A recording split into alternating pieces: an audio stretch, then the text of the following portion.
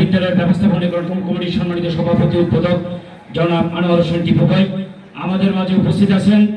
এই কনস্টিটিউশনের লক্ষ্মীপুর 2 আসনের সাংসদ, যিনি বারবার বিফল করে এই এলাকা মানুষের গণমানুষের নেতা হিসেবে নির্বাচিত হয়েছেন।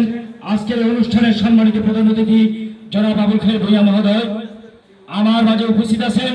এই ইউনিয়নের, ওয়ার্ডের এবং থানার বিভিন্ন রাজনৈতিক সাংগঠনিক নেতৃবৃন্দ, আমার ছাত্রছাত্রীবৃন্দ, অভিভাবকবৃন্দ, সবাইকে সশ্রদ্ধ সালাম, আসসালামু আলাইকুম ওয়া রাহমাতুল্লাহি ওয়া বারাকাতুহু। আজকে শত ব্যস্ততার মধ্যে আপনারা যে আপনাদের মহামূল্যবান সময় আমাদের অনুষ্ঠানকে দিয়েছেন, এই জন্য আমরা স্কুলের পক্ষ থেকে আপনাদের কাছে ঋণী এবং কৃতজ্ঞতা প্রকাশ করছি আপনাদের সবাইকে।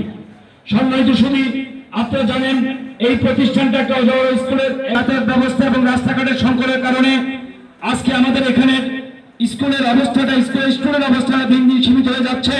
পাশাপাশি প্রাইমারি স্কুলের স্টুডেন্ট উপস্থিতি বা প্রেজেন্টেশনটা কেমন সেটা জাতীয়ভাবে আমাদের এমপি মহোদয় জানেন, আমাদের আজকে সভাপতি সাহেব জানেন। সেই প্রাইমারি স্কুলের দুর্বল অবস্থার প্রেক্ষাপটে রোড কমিউনিকেশনের কারণে, সড়ক ব্যবস্থাপনার কারণে আসলে আমাদের স্টুডেন্ট মোর দেন 2 হয়। আজকে এই স্কুলের একাডেমি এবং উপস্থিতি পরিপূর্ণ সিচুয়েশন তৈরি করার জন্য বিদ্যালয় কর্তৃপক্ষের সহযোগিতা দিয়ে আমরা যেভাবে কার্যক্রম করতেছি, আমি আজকের অনুষ্ঠানের সম্মানিত এমপি মহোদয় এবং সভাপতি সাহেবকে বলবো, আপনারা সবসময় এই স্কুলের কল্যাণ, ভালো এবং মঙ্গল, এই স্কুলের স্টুডেন্ট উপস্থিতি, রেজাল্টের মান ভালোর জন্য আপনারা সবসময় আমাদের পাশে থাকবেন। আপনাদের কাছে এই আকুল আবেদন আহ্বান রাখছি স্কুলের পক্ষ থেকে। সম্মানিত সুধী, আমাদের স্কুলের একটা অবকাঠামোগত অবস্থায় একটা ভবন হয়েছিল। আমাদের এমপি মহোদয় এবং সভাপতি সাহেবের আন্তরিকতা এবং একান্ত প্রচেষ্টার কারণে সেই ভবনটা বাতিল হওয়ার কথা ছিল। ওনাদের সহযোগিতার কারণে আমরা এই নতুন ভবনটা পেয়েছি। আমি আশা করব আজকের এই অনুষ্ঠানের সভাপতি, যিনি আমাদের বিদ্যালয়ের সভাপতির দায়িত্বে আছেন, ওনার নেতৃত্বে আমরা সেই ভবনটা যেন সুন্দর এবং সুন্দরভাবে করতে পারি। আপনাদের সেই সার্বিক প্রশাসনিক সহযোগিতা আপনাদের কাছ থেকে কামনা করতেছি। সম্মানিত শুধু আমি এমপি মহোদয়ের কাছে ব্যক্তিগতভাবে আমি অফিসে বলেছিলাম, আমাদের মির্জাপুর থেকে বাচ্চাদের আসার পিছনে একটা কালভার্ট বা ব্রিজের একটা সেতুর খুবই প্রয়োজন। এমপি মহোদয় আমার আবেদন রিকমেন্ড করেছেন। আনুষ্ঠানিকভাবে বলছি, এমপি মহোদয় এবং সভাপতি সাহেব আমাদের কাছে আশ্বস্ত করেছেন সেই ব্রিজটা পাওয়ার জন্য, ব্রিজ থেকে এই ব্রিজটা দেওয়ার ব্যাপারে ওনারা আন্তরিকভাবে আমাদেরকে সহযোগিতা করবেন ইনশাআল্লাহ। সর্বোপরি আমাদের বাচ্চারা এখানে স্টাডি ট্যুর, শিক্ষা সফর বা অন্যান্য তাদের ব্যক্তিগত যে আপনারা কথাগুলো বলেছেন, আপনাদের সামর্থ্যের আলোকে আপনারা সবসময় বাচ্চাদের পাশে থাকবেন, সে আশাটুকু আহ্বানটুকু আপনাদের প্রতি রাখছি।